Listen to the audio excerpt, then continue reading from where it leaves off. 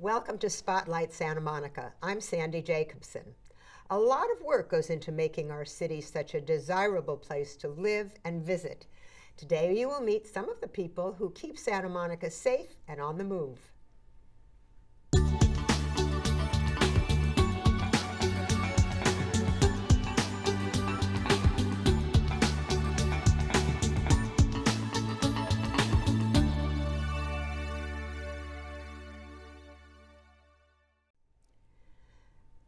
Earthquakes, floods, fires, landslides. The Office of Emergency Management is preparing for the worst of it. Joining me now is Bob Almada, Emergency Services Manager. Bob, thank you so much for joining us. Well, thank you for having me. I'm so happy to be here. Tell me what the office does, the Office of Emergency Management, or OEM as you guys are nicknamed. Well, our purpose is to ensure that the lives and property of the community are safeguarded and prepared in the case of an emergency, so that we're prepared to respond to emergency and to restore back to normalcy after a disaster. Well, describe a day in the life of OEM where there's not an emergency going on. We do a lot of training. Both we train ourselves and we train the community. We'll train different business organizations. If you get together 15 people in an office, we'll come and do a brown bag lecture and talk about preparedness for the office space. We'll come out and do community groups, we do neighborhood associations, we do school groups, we do city staff. We just did a section of the water department came in today before I came to this interview, and we talk about preparedness all day long. Preparedness for what? For the ubiquitous disaster or emergency, whether it's a natural disaster or man-made. Preparedness isn't really about a specific event, it's more about being able to handle anything in emergency, take care of your own life needs, and then to help others after the fact. So is it true if there's an earthquake, I shouldn't go under the desk, or I should go under the desk? You should. You should stop, drop, and get under cover of a fixed object such as a table. So not to stand in the doorway. They used to tell us to do that? No, we don't endorse doorways anymore because doors tend to shut on people's hands and they get injured that way. Oh yeah, that sounds bad. That's not good. Okay, so you gave me that. What else can OEM do for me besides this? I like this idea of coming out and talking to businesses. Okay. We're very into preparedness. We offer a lot of reference material. We offer trainings. We offer a lot of advice on how to best prepare your living space, your workspace, your cars, your family, your loved ones in event of emergency, how to reestablish contact with them after an emergency. We talk about the life needs that you're going to have as far as water being important, as far as having food, warmth, and how to maintain yourself in those days after a disaster. What about my car? I'm in my car a lot. What can I do in my car? Well, we ask that you keep just the things that you like to have with you in the car. Like put in a case of water in the trunk, have a couple of days worth of power bars and non-perishable food items with you, have a blanket. So if you do get stuck somewhere, you can survive for several days. I think it would be good to have some walking shoes in there instead of high heels, right? Definitely. You want to have some sturdy walking shoes because evening wear often doesn't accommodate that. So you want to make sure you have some shoes that if you need to, if you just need to step out on the road and change a tire or wait for somebody, or if you have to walk somewhere, you need a comfortable, sturdy pair of shoes. So what's next for OEM? Well, we've been working on preparedness, and now we're working on resiliency, so that after the disaster happens, that's the first phase. After you survive the disaster, and we get through, we get things stabilized, then it's the building back and getting the community back to normalcy. And so we want to make sure that folks have those measures in place so we can return to normal as soon as possible. Well, how can the community become involved in following emergencies? Well, we have a number of ways. One of the ways I haven't talked about yet is CERT, which is Community Emergency Response Teams. And we provide training 4 times a year, and we ask the community to come in, and we give 3 days of training, one Saturday for 3 weeks, and we provide you all the skills that you need to survive after a disaster. We help you with emergency first aid. We help you with how to turn off the utilities if you need to do that. We help you with how to put out a fire with a fire extinguisher. That's a lot of fun. It would be fun. I don't have a fire extinguisher. We tell you which kind to get. Okay. That's the best stop. Also, we tell you if someone's trapped under a large object, how to get that object off them safely without putting out your back, and how to rescue that person. It gives a lot of the skills that you'll need to survive and get through a disaster, and to help those that you care about, and to help the community. You know, it's interesting because the concept of disaster is always like we're not in tornado country. We don't expect one or two every year, but we know an earthquake is coming. And the idea of having a loved one under a beam or something and we can't do anything about it is terrifying. It is, but we can give you the skills to how to handle that situation. And really that's part of having a plan. One of the things that we train about is some plan is better than no plan at all. And you don't rise to your expectation. You revert back to your last training. To panic. And well, hopefully training Okay. and not panic. And we provide you those skills so that you can respond to a disaster. All right, well, what should individuals expect from our government during terrible emergencies? Okay. Well, we're going to give you information. Primarily, that's we're going to tell you what's happened, what our situation is, and what you can expect going forward. So how are you going to get it out to us? Okay. We have a program called SM Alerts. If you go to our website and click on the SM Alerts button, you can opt into a system whereby you'll stay informed, and we will give you you have several options for being contacted. You have your cell phone text, you have your cell phone phone calls, you have your residential phone call, you have email access, and we'll provide you a number of ways to stay informed, which is part of our 3-point plan, which is to get a kit, make a plan, and stay informed. So should we get that app on our phone today? Oh, definitely. Definitely. So it's called SM app? SMAlerts. SM Alerts, okay. The app part would be silly, wouldn't it? Okay, if there was one item I should have to prepare for an emergency, what would it be? Water. You can never have enough water. You can go a couple days without eating, but you're going to need water. I don't like to go a couple of days without eating, but that's why the power bars in my car might not work that well because I'd eat them. But what if you don't have enough water? What if it's really a bad disaster? Okay, well, you have your water heater, so maintain the water that's in your water heater. After a disaster, if you can fill your bathtub with as much water as possible, that's a good thing. Oh, that's a great idea, isn't it? So as long as they still have water, make sure you're saving it because it may not be on for a long time. You want to keep a little bleach in the house so that you can purify water when you do have it. It's good to have a couple cases of water, stored and change it out. Whenever you have a party, use that water, then get another case to replace it. That way you're always going through the stuff you have already. Yeah, because I've got water in there that's maybe a couple years old. Well, see, that's why you have to have a party, so you can use that water up and get new stuff. Or that's why I have to talk to you. You've been great, Bob. Thank you for this information. And say again, it's SMAlert. SMAlerts.net. .net. Thank you so much, Bob. Thank you very much. For more information on the rest of what we talked about, please visit smgov.net/OEM. Up next, it is a source of frustration for residents and visitors: traffic. Find out how the city is managing it next.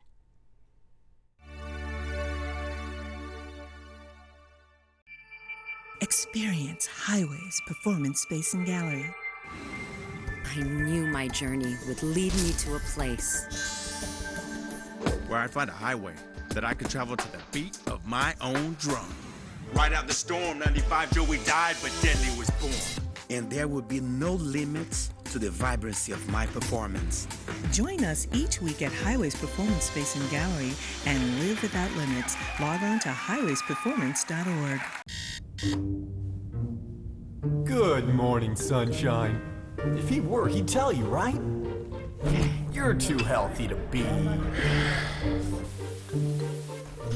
He didn't look sick. What if you weren't safe every time? What if he's sleeping with his ex? What if it broke? If you are HIV positive, what happens next?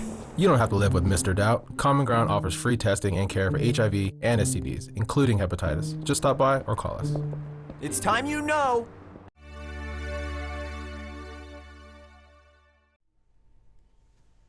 Sitting in traffic is sadly a fact of life here on the West Side, but Santa Monica is working hard to manage it. Joining me now is City Traffic Engineer Sam Morrissey. Sam, thank you so much for joining us on Spotlight Santa Monica. Thank you for having me. Okay, why is traffic so bad in Santa Monica? Well, I think what we've got here in Santa Monica, we're surrounded on three sides by the city of Los Angeles, on the west side by the Pacific Ocean. By most accounts, the Los Angeles metropolitan area is the second most densely populated area in America. Second to New York, Washington, Boston corridor area.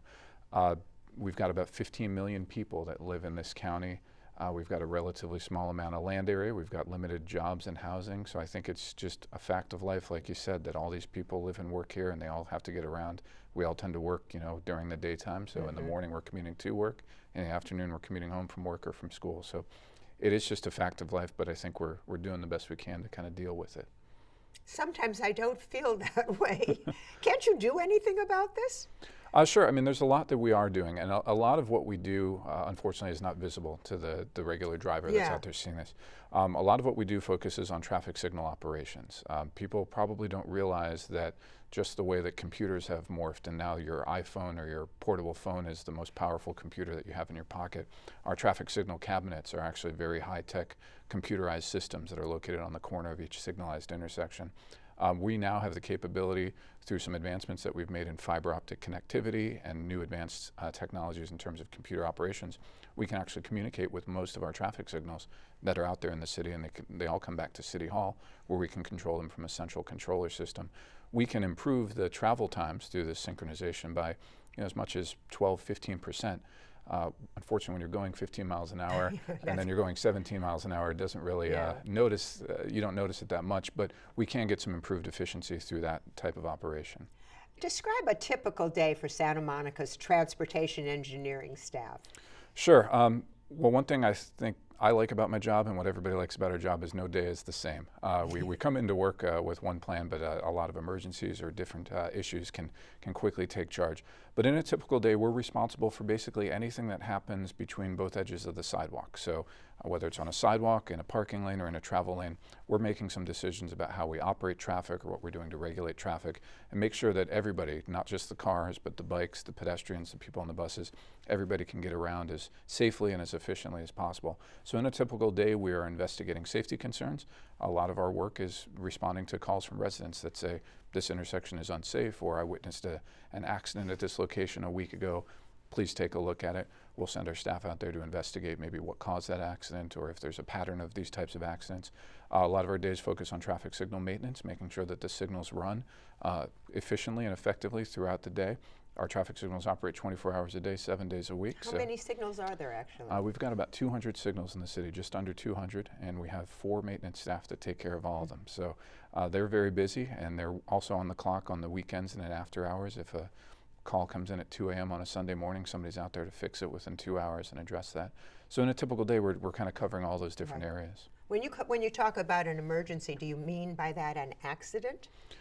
There's different types of emergencies that can happen. So it could be something like a traffic accident. In the past couple of weeks, we've had a number of traffic collisions where our traffic signal cabinets have been knocked out, and that makes the traffic signal turn dark. A lot of people don't realize that when a signal's out, you're required to treat it like an all-way stop. So if you're driving up to a signal and it's dark, you should actually come to a complete stop before entering the intersection. A lot of people don't know that, so a lot of our emergency response is getting out there quickly, trying to fix the problem as quickly as possible so it doesn't create more accidents. Right.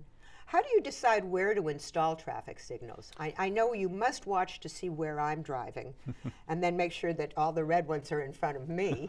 Well, you don't have the little sensor in our car that we can push to get an automatic green light. The decision to put in traffic signals is a decision based on a lot of different factors: the volume of traffic using it, the speed of traffic, the accident records, and any of the unique conditions to that location. There's a lot of federal and state requirements to when we put in any kind of traffic control device. So whether it's a sign regulating parking or a traffic signal, there's all these state and federal requirements we try and follow. For traffic signals, we look at a number of different warrants, they're called. So it's based on different volumes through the day, peak hour volumes or daily volumes. We might look at the volume of pedestrians crossing a street. There might be a location where we have to install a signal to make it easier for pedestrians to cross. But we carefully evaluate all those different considerations in the views of the state and federal requirements, and then we look at the actual operations of our system. There are some places that might benefit from having a traffic signal, let's say on Wilshire Boulevard at some of the middle numbered streets. But if we added the signal, it might increase traffic into the residential neighborhood. So we also kind of think about that aspect. What are the cameras I see on? You have said that the computers are on the traffic light poles, but I see cameras there. Do we have red light reinforcement here? We do not do the red light photo enforcement, so you're not going to get a ticket if you run a red light. I would not advise running a red light, but we don't do the photo enforcement. We do have cameras that actually detect vehicles. So in the old-fashioned traffic signal system, there was a small magnetic loop sensor in the pavement right at the stop line. So that loop basically has an electromagnetic field, and when a vehicle pulls into that loop, it detects a change in that field and sends a signal to the controller. We've gotten rid of those because they're kind of old-fashioned, out of date, and they actually tend to get damaged, and you have to repair them, and it's costly over time. And we've replaced those with cameras, and the cameras are mounted on the mast arms that go over the street, so you'll see a small camera facing down at traffic. Those cameras can actually detect the presence of a car, a bike, a pedestrian, and we can actually operate the signals to respond a little bit better and a little quicker to those different types of vehicles out there. Can you see when there's more than one car, if the line goes way back? Yes, so we can sense the queue length, how many cars are backed up at a light. We can actually detect the speed of the vehicles, count how many vehicles are going through. So having those cameras really allows us to think about more creative ways that we can run our signals. Let's talk about parking a little bit, because I know traffic has a lot to do with looking for parking. But why are parking areas so regulated? That's a question I get a lot. I think in Santa Monica, when you talk about all of our residents that live here, all of our different businesses, we have street sweeping, we have taxi loading zones, we have commercial loading zones, we have short-term passenger drop-off zones, we have valet zones, we have tour bus zones, we have handicap parking zones. There's all these different uses. We have residential preferential parking areas. So all these different uses in a dense 8-square-mile grid network. I tell a lot of people I wish I could make it simpler to have these parking restrictions, but on certain streets we've got a school that maybe has pickups during certain hours, we've got street sweepings during certain hours, we've got residential permit parkings during certain hours.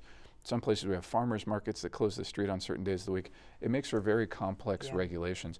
We are hopefully, in the future, going to try and make some type of app or something that makes it a little bit easier to find a parking space or to decipher the signs, but at this point, it's just kind of one of the facts of life. You mentioned crosswalks and pedestrians. How effective are those crosswalks with the flashing lights? The flashing lights are very effective, especially at night. The in-roadway warning lights that you see that flash, those are really good, especially during dusk and nighttime conditions. Anything that we do at a crosswalk, from marking the crossing to adding signs to adding flashing lights or even a signal, all of that is seen as an enhancement to safety. So we really try and look at those crossings that need the safety enhancement. The law in California is that a crosswalk is any prolongation of the sidewalk across the street.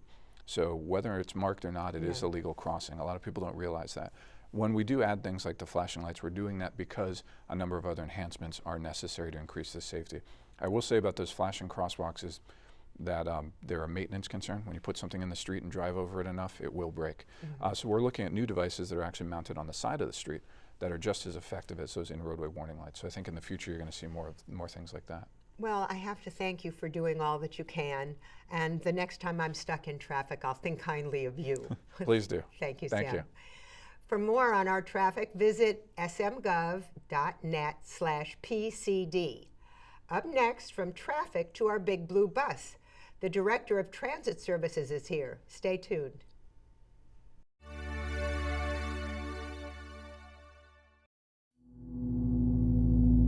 I thought I had everything under control. Then, one day, something happened. I didn't know how to stop it. I didn't know there was help. Until someone told me. Providing access to justice, the Legal Aid Foundation of Los Angeles can help with domestic violence issues, eviction defense, government benefits, immigration, and other civil legal issues.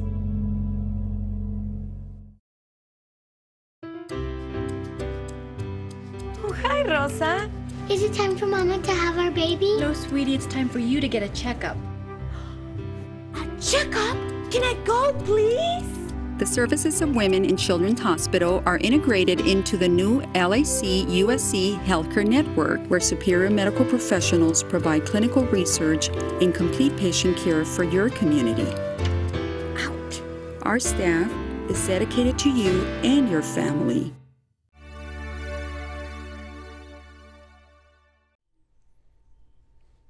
It's a busy time for public transportation in our city, with the Expo making its way in.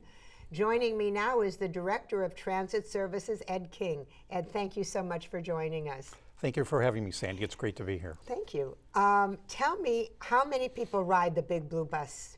Every day, every year? Well, on a daily basis, we average over 65,000 customers that board our system. And, you know, people don't understand sometimes we're not just the city of Santa Monica. We provide service to the entire west side of Los Angeles. So we're a regional system, and we interface with other regional partners here like Metro and Culver City Bus. We provide service down to LAX and down as far down as Los Angeles, downtown Los Angeles. So we are really a regional provider, but our brand is Big Blue Bus, and it's the city of Santa Monica, and we're very proud of that. Last year we had over 19 million customers board our system, which was a 3% increase. That's great. Over the prior year. And nationally, just to give you an idea, systems our size had about a 1.5% to 2% increase. So we're far above the national average in increase in ridership last year. That's good. That should help with traffic a little bit. Well, we hope so. We know we can't control a lot of the traffic and congestion here in Santa Monica, but we provide a very instrumental service to mitigate the congestion and parking issues here. So there's going to be some big change coming in 2016. Sounds far away, it's really not, with the introduction of the Expo line. How do you plan to evolve the service of the Big Blue Bus? It's an opportunity that's really going to change the dynamics of our system and the way we provide service. It'll provide more market generation for our system. And obviously we have 3 big stations that are being constructed here now in the city, with the terminus for the western edge of that rail line being at 4th Street and Colorado. So we have engaged over the last 6 months internally and with some of the city stakeholders and other city departments. We're part of several city interdepartmental teams to work on the Expo project. And we've also hired a consultant to help us really evaluate our service and what we should be providing to our customers and the constituents here in our community. Not only do we have the 3 stations here in Santa Monica, but there are 8 entire stations along the line that are in our service area from here all the way to Culver City. So it'll be important not to leave those stations, those other 5 stations, out of the formula. Obviously, north-south traffic and north-south corridors are going to be important for serving the 3 rail stations here within the city. Because they're east-west. Correct. Expo is east-west. Yes, absolutely correct. And so what we've been hearing when we go out into the community to engage constituents and our customers and other outreach we've been doing over the last year is they tell us we want service in our community and in our neighborhood. So we need to do a better job of reaching out to those folks and engaging them and helping us plan what's the best type of service, what's the best type of vehicle to provide that service, because we'll be going into areas we currently don't provide service in now. So you mean a different shape bus? It could be, absolutely. I mean, right now our fleet composition is 60-foot buses, which are the articulated buses that we operate on Pico. Yep, the accordion. Bend, yes, right, yes. Okay. And on Lincoln Boulevard, and 40-foot buses, which are the propensity of our fleet. And now we have 30-foot buses that we operate, for instance, on the line 4, where we have fewer riders, and the bus is able to, it's just easier to get around the streets where smaller bus. And so we're not sure what that's going to look like. So it'll be important for us over the next 12 months, working with Nelson Nygaard, the consultant we've engaged, to really measure this and get a better idea of what our service is going to look like to not only the 3 stations here, but again, all 8 stations along the phase 2 of Expo line. Let me find out first, where are the 3 stations that will be in Santa Monica? So the terminus is at 4th and Colorado. There's a mid-city station at 17th and Colorado, and then the Bergamot Art Station that we will be providing more service to. And the links to our major generators now, for instance, Santa Monica College, will be important, because last year we carried over 2.8 million Santa Monica College students on our system with our Anyline, Anytime program. So that's important, and those travel patterns will absolutely change, because a number of students right now ride our Pico line, which is the line 7, and Rapid 7.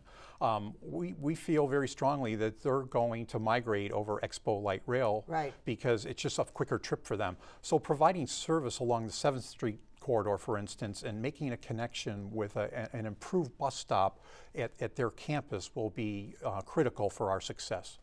Now, how will you engage the public to hear, I mean, a lot of people dread the C word for change. Mm-hmm. How will you engage the public and get input and outreach at the same time? So we are going to start our outreach with stakeholder meetings in January and February of 2014. Stakeholder is anybody who's involved. Anyone that's involved. So we've already reached out to the neighborhood associations. We've reached out to groups like Downtown Santa Monica Inc. and the CVB, and we will be very inclusive and transparent in this process because those are important components for us to be successful. Secondly, we'll have all this information up on our website, bigbluebus.com. We're in social media now, just like everyone else, on Twitter and Facebook. And you can sign up for BBB Alerts, which is our email service to our customers and constituents who continually get updates about our service changes and things that impact our service that might impact our riders. You've been working on bus stop improvements. Talk about that a little bit. Sure. One of our exciting projects we're about to undertake in the spring of next year is upgrading 350 stops here within the city of Santa Monica, and then all 1,400 of our bus stops throughout the region. But the focus is going to be here in the city first, and our bus stop amenities project is something that's taken a lot longer than we had anticipated, but I think our customers are really going to like it because it will provide more amenities for them, provide shade and shelter at our major bus stops, also provide benches, and a number of stops will also have real-time schedule information. So they will be equipped with electronic signs that will tell the customers at that stop when they can anticipate the next bus will be arriving. Oh, kind of like when you're at a train station and you see. Okay, in the 1 minute we have left, it's gone so quickly. You have new smart cards. We are going to have smart cards in the spring, and so with our new fare collection system, which we will be installing late spring, we will have a smart card or a stored value card, much like the TAP card here in the region that Metro offers, but this will be specific for Big Blue Bus. Make life easier for our customers. Instead of having to buy a period pass for $40 or $60 or $80, they'll be able to put stored value on that card from as little as $5 to up to $150 and be able to use that rather than paying cash or using a period pass. It provides so much more flexibility for our customers, and it also helps us because it speeds up the boarding process on our route. When a customer pays $1 or $1.50 for a full fare and a transfer, that transaction can take up to 23 seconds. Well, this has been so informative, and it's important information because everybody sees that expo line marching across town, and we're just wondering how it's going to impact us. Thank you so much, Ed. Appreciate it. Thank you, Sandy. For more information, remember, visit bigbluebus.com. Thank you so much for joining us on Spotlight Santa Monica. Join us next time for more of the people and departments that make Santa Monica such an amazing place to live. Bye for now.